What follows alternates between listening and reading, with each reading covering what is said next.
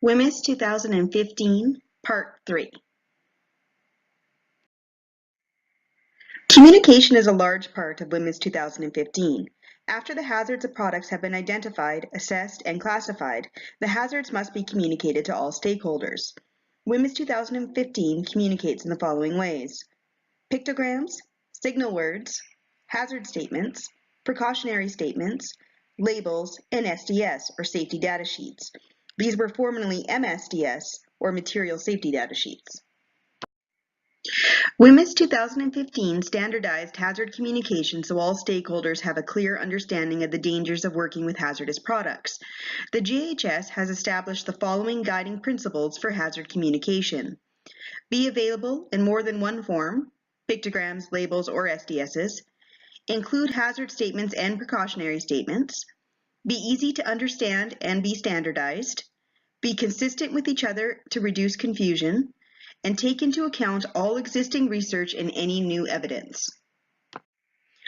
Pictograms are used to visually communicate the hazard. Hazard classes and categories are assigned a pictogram. It is a red square on point or diamond. The biohazardous infectious material symbol remains a black circle. WHMIS 2015 pictograms are similar to the WHMIS 1988 hazard symbols. On the bottom half of page 15 and this slide, you will find the new WHMIS 2015 pictograms. Please take a few minutes to study these, as they will be used in your personal life as well as work. The exploding bomb is for explosion or activity hazards, the flame for fire hazards, flame over a circle for oxidizing hazards, gas cylinder for gases under pressure, corrosion for corrosive damage to metals as well as skin and eyes, skull and crossbones, the most commonly recognized symbol, can cause death or toxicity with short exposure to small amounts. Health hazard, it may cause or suspected of causing serious health effects.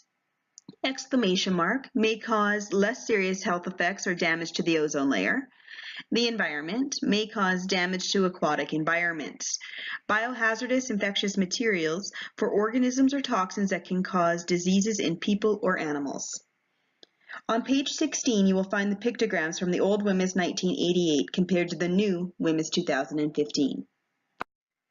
The signal word indicates the relative degree of severity of a hazard and is an alert to the reader to those hazards. They are standardized and assigned to the hazard categories.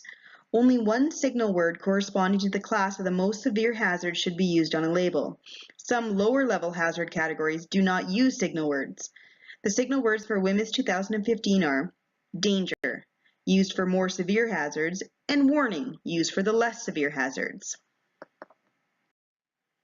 Hazard statements are phrases that are assigned to hazard classes and categories that describe the nature and the degree of the hazard or hazards as determined by hazard classification. They are assigned an alphanumerical code for reference purposes. Suppliers use the catalog of hazard statements to correctly communicate the related hazards when creating labels and SDSs. In the workplace, we seldom see the alphanumeric codes. A precautionary statement is a phrase and/or a pictogram that describes recommended measures that should be taken to prevent or minimize the adverse effects that may result from exposure to a hazardous product. There are 5 types of precautionary statements: general, prevention, response, storage, and disposal.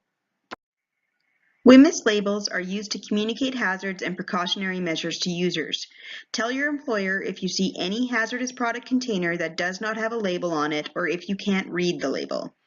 There are 2 main types of WHMIS 2015 labels: the supplier label, which is placed on the container by the manufacturer or the supplier, and the workplace label, which is placed on the container by the employer or worker where needed on the job site.